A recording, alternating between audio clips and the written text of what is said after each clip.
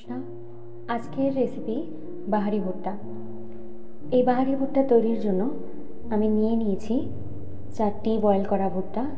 তো আপনারা চাইলে কাঁচা ভুট্টাও নিতে পারেন, তবে সেটি সিদ্ধ করে নিতে হবে।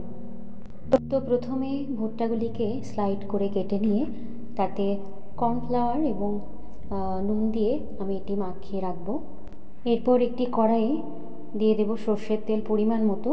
তাতে এই ভুট্টাগুলিকে একে একে লালচে করে ভেজে নেব।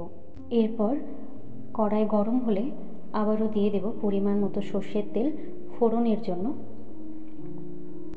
এবং তেল গরম হলে এতে দারচিনি এবং এলাচ ফোড়ন দিয়ে দেব।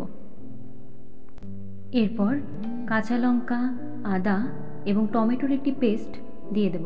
এভাবে কষিয়ে নিয়ে তেল ছেড়ে দিলে তাতে দিয়ে দেব এক এক করে নুন, পরিমাণ মতো চিনি, পরিমাণ মতো হলুদ।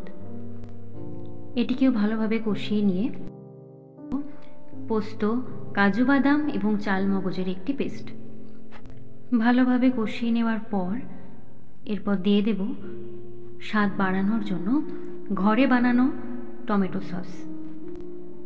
এরপর দিয়ে দেব একে একে ভেজে রাখা ভুট্টাগুলি।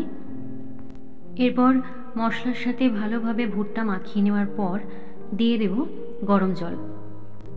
তো পরিমাণ মতো গরম জল দেওয়ার পর এরপর দিয়ে দেব গরম মশলার গুঁড়ো এবং বাটার।